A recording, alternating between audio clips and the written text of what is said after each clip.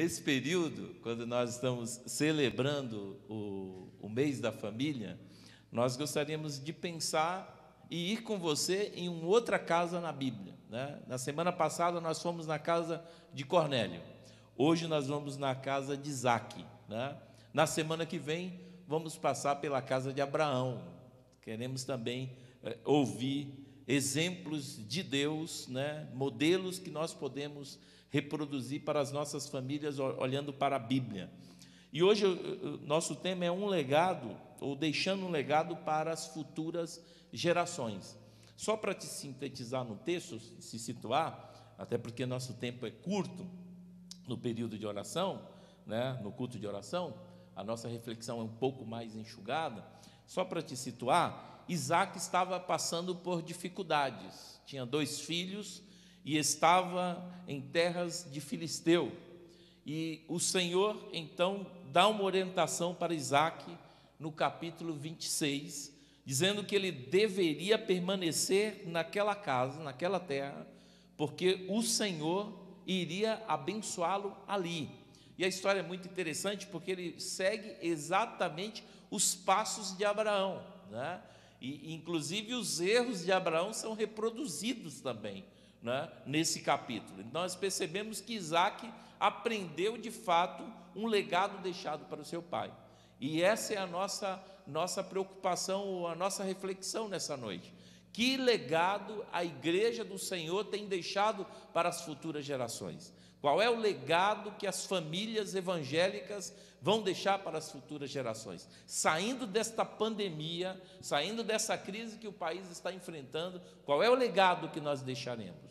Eu tenho ouvido muitas coisas, né? Eu tenho ouvido muitas pessoas, muitos pregadores retratando praticamente o mesmo discurso, que neste período é um período de crescimento, que esse período é um período de quebrantamento, alguns a ponto de dizer que Deus criou toda essa pandemia. Eu prefiro acreditar que Deus permitiu, eu prefiro acreditar que Deus está utilizando esse momento para que esse momento seja um momento de reflexão para a sua igreja, para a sociedade como um todo, para o país como um todo.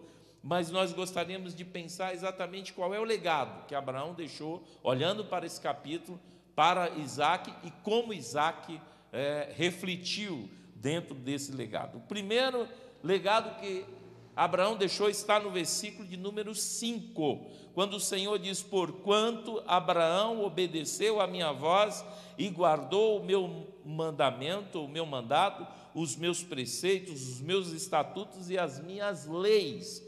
Então Abraão deixou um exemplo espiritual de obediência à palavra de Deus. Você conhece a história de Abraão no capítulo 12 de Gênesis. Ele deixa os seus deuses e sai para uma terra aonde o Senhor indicaria, e apenas com a fé no coração, ele sai numa direção conduzido por Deus. E Isaque reproduz também aqui a sua obediência à voz de Deus. Deus lhe deu uma ordem clara no capítulo 26, de 1 a 4, que ele deveria permanecer. No versículo 3, permaneça nesta terra mais um pouco, e eu estarei com você e abençoarei. E ele permaneceu. E talvez, meu querido irmão, minha querida irmã, esse é o maior legado que nós podemos deixar para os nossos filhos e para gerações futuras. Uma geração que obedece à palavra de Deus, uma geração que ouviu a palavra de Deus, que no meio de toda uma pandemia, no meio de toda uma crise, no meio de toda uma circunstância, uma geração que se comportou com fé, uma geração que publicou a sua fé, uma geração que mesmo distante, sem poder entrar nos templos, se manteve fiel a Deus. Uma geração que mesmo não podendo ter os cultos públicos, manteve o culto no lar, manteve a sua devocional diária, manteve a sua vida plenamente no altar do Senhor. E eu creio que é esse o maior legado que nós podemos deixar para as futuras gerações, quando olharem para o momento crítico da história brasileira ou da história mundial, e no coronavírus 19, né, nessa crise, né, de Covid-19, o famoso coronavírus. Qual foi o legado que a igreja do Senhor permaneceu? Qual foi o legado que a igreja deixou? Uma igreja obediente à palavra do Senhor, uma igreja que se manteve fiel, crentes que, mesmo sem poder ir nos cultos de orações, estavam com seus corações voltados a Deus, crentes que, mesmo sem poder ir ao templo para devoltar o seu dízimo, a sua oferta, se mantiveram fiéis à palavra do Senhor e deram um jeito, uma possibilidade, né?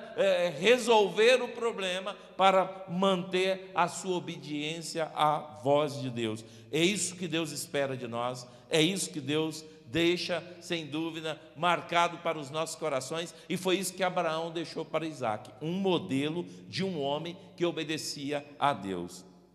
2. Devemos reproduzir comportamentos positivos. Devemos reproduzir comportamentos positivos. Veja o versículo 7. E perguntando-lhes os homens daquele lugar acerca de sua mulher, disse: é minha irmã, porque temia dizer, é minha mulher, para que porventura, dizia ele, não me matem os homens daquele lugar por amor de Rebeca, porque era formosa à vista.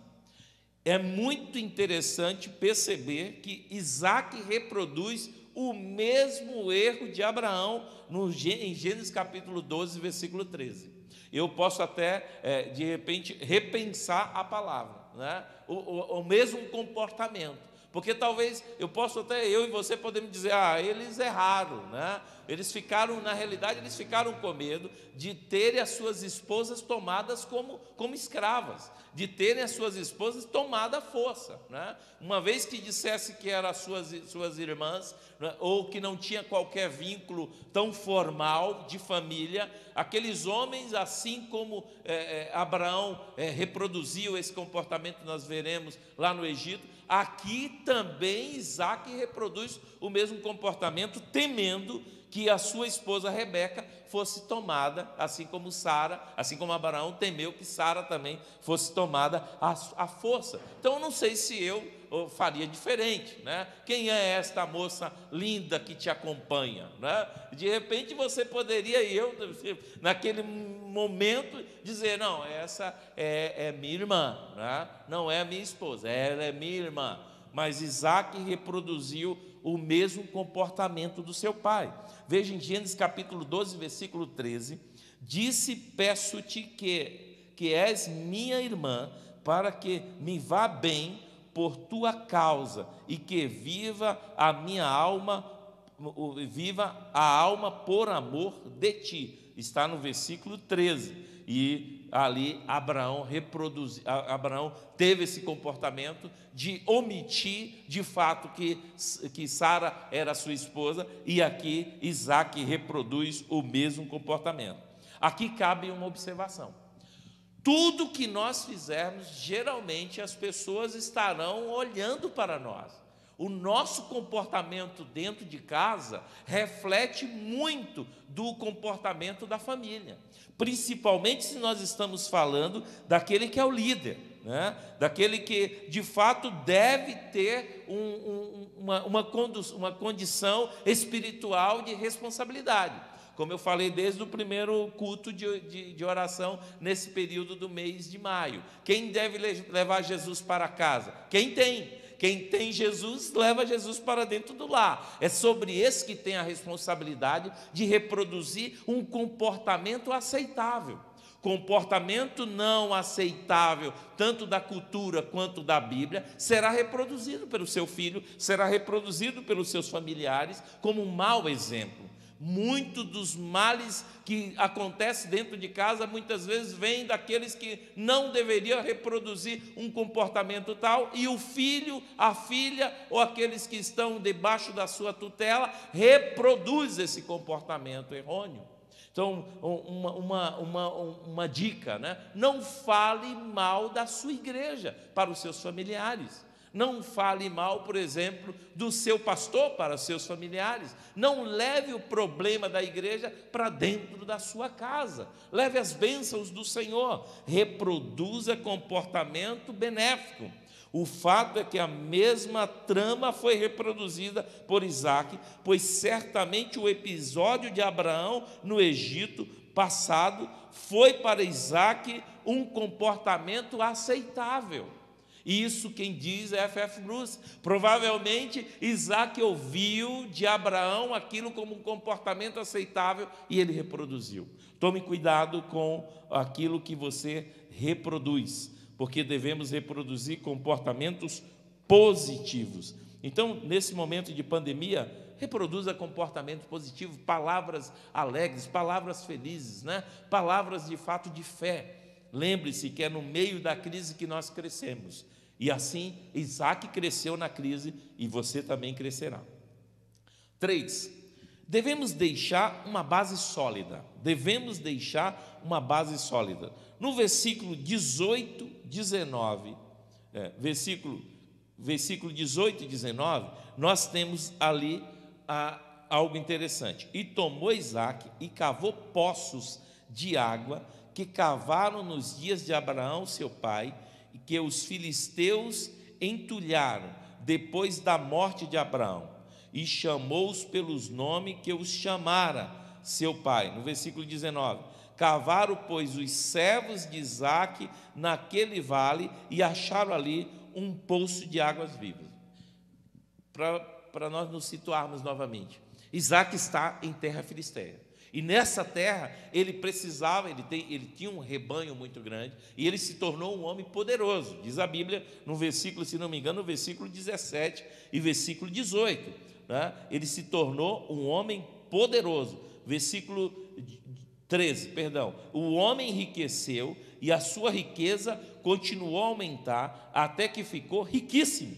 Possuía tantos rebanhos e servos que os filisteus o invejaram. E estes taparam todos os poços que os servos de Abraão, pai de Isaque, tinham cavado na sua época, e enchendo-as de terra. Então Abimeleque pediu a Isaque: saia da nossa terra, pois tu és poderoso demais, tu tornastes muito poderoso. Mas o que o Isaque conseguiu? Ele cavou exatamente os poços que o seu pai havia cavado. Aqui eu aprendo algumas lições. Muitas das bases que nós deixamos para os nossos filhos têm a ver com aquilo que de fato nós temos, nós construímos ao longo da vida, né? Tudo que nós possuímos, geralmente o filho ou a filha vai reproduzir essa base. É muito comum você ver em uma família de professores você ter filhos professores. É muito comum numa família de juristas você ter filhos juristas.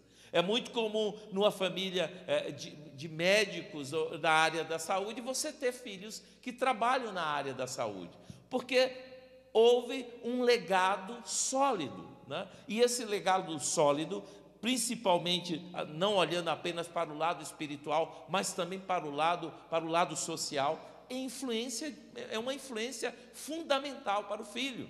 É muito comum um filho que aprendeu um ofício do pai, né?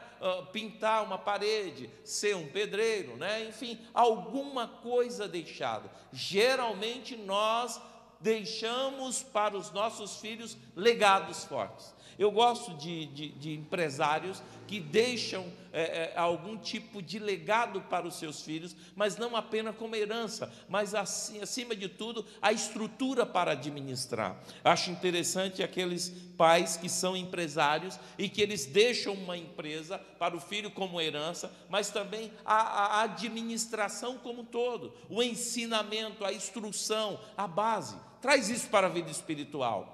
Quais são os poços que nossas gerações futuras cavarão? Quais são os poços que foram entulhados, né, pela essa geração, e qual é a geração, como a geração futura poderá encontrar? Eu creio, meus queridos irmãos, eu creio plenamente que a igreja do Senhor, nessa época de crise, está deixando poços que num futuro, uma geração que possa passar pela mesma crise, saberá como trilhar, né? Saberá como caminhar, né? Eu olho, por exemplo, para a nossa igreja como um todo. Tivemos que reaprender a fazer culto, tivemos que aprender a ministrar olhando para uma câmera. Isso no futuro, de alguma forma, se vir mais uma crise desse tipo, haverá um legado deixado, mensagens bíblicas, palavra de Deus como expressão genuína, comportamento espiritual. Essa geração precisa aprender as bases sólidas. Isso acontece em casa, isso acontece na igreja, isso acontece numa empresa, isso acontece em todo e qualquer momento da sociedade. E Abraão deixou poços que foram tampados, e Isaque seguiu os passos do seu pai e começou a escavar esses poços e encontrar água. Que o nosso legado seja deixar poços que tragam águas genuínas, água de fato cristalina, água de fato que possa matar a sede das pessoas, mas não a sede física, a sede espiritual. Deus espera da sua igreja que a igreja passe pela pandemia deixando uma marca de fé, uma marca de confiança, uma marca de autoridade, uma marca de base, dependência do Espírito Santo, que não parou diante das ameaças de um vírus, que não parou diante das circunstâncias, mas continuou crendo que o Senhor está na direção de toda e qualquer crise que possamos enfrentar. Creia nisso, meu irmão, creia nisso, minha irmã. A sua casa está debaixo da poderosa graça do Senhor, e sobre a sua casa as bênçãos poderosas do Senhor, e os lugares aonde as bênçãos do Senhor está marcando, marcará vidas da sua família, da sua posteridade para o futuro, em nome de Jesus. E por último, devemos deixar princípios norteadores. Princípio para o direito tem o mesmo valor de um peso de uma lei, só para você ter uma ideia. No direito nós temos os princípios e as leis. Os princípios são fundamentos que norteiam, né, os manuais de direito, né, e dão sentido para a justiça. Agora, quando eu falo princípios norteadores, eu não estou pensando nesses princípios sociais, eu estou pensando em princípios que Isaque pôde demonstrar ao longo da sua vida, olhando no capítulo 26, que é a marca que o seu pai Abraão deixou. Primeiro princípio, ele é pacificador.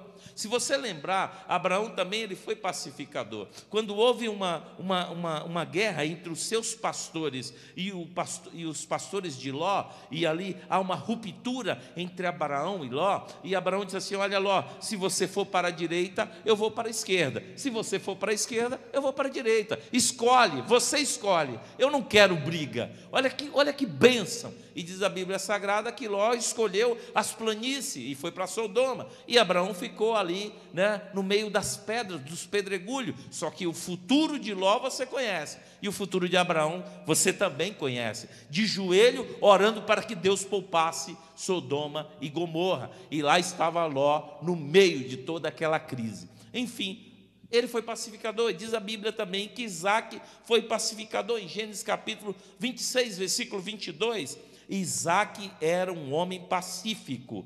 Quando os pastores de Gerar contenderam com ele, este não revidou a agressividade. Ele era um homem pacífico, ele era um homem de paz, ele aprendeu com seu pai, ele era tranquilo. Oh, meu querido, minha querida irmã, nós devemos deixar essa marca como uma marca de pessoas que levam a paz e não a guerra. 2, ele era adorador. Gênesis 26, 25. Então edificou ali um altar, invocou o nome do Senhor, armou ali a sua tenda, e os seus servos de Isaque cavaram ali um poço. Ele, antes de cavar o poço, encontrou água. Vamos adorar o Senhor. Isaque era um adorador, assim como o seu pai. E por último, homem de família. Versículo 35, diz a Bíblia Sagrada, né, que Esaú, isso já há um tempo, Esaú tomou 2 mulheres para si, do povo Eteu, e diz a Bíblia Sagrada que estes foram para Isaque e Rebeca uma amargura de espírito. Certamente não eram as noras que Isaque gostaria, porque ele era um homem de família, ele aprendeu com seu pai, de viver ao lado da sua esposa, de ter ao seu lado uma pessoa temente a Deus, e não buscar nos arraiais, né, de povos que não temem a Deus. E ele era um homem de família, enquanto Esaú demonstrou completamente, né, ser um homem mais flexível com relação às suas relações humanas, né? E interpessoais, principalmente na questão familiar. Enquanto que Isaac, ele era um homem de família, ele aprendeu com seu pai. O seu pai foi um homem de família. Então veja, meus irmãos, esses são princípios que nós devemos deixar para as nossas gerações futuras. E o nosso lar deve ter paz, adoração e, acima de tudo, convivência familiar. Paz, adoração e convivência familiar, princípios norteadores. Então, apenas para resumir, quais foram as marcas que Abraão deixou? Abraão deixou um exemplo espiritual de obediência a Deus. Abraão deixou e deveria reproduzir comportamentos positivos, né, e não negativos. Nesse aspecto, eu penso que Abraão errou. Devemos deixar uma base sólida, e ele deixou, né, o caminho onde o seu filho pôde trilhar, e, acima de tudo, deixou princípios norteadores, paz, adoração e princípios, e um homem de família, valores familiares. Que Deus abençoe a sua vida.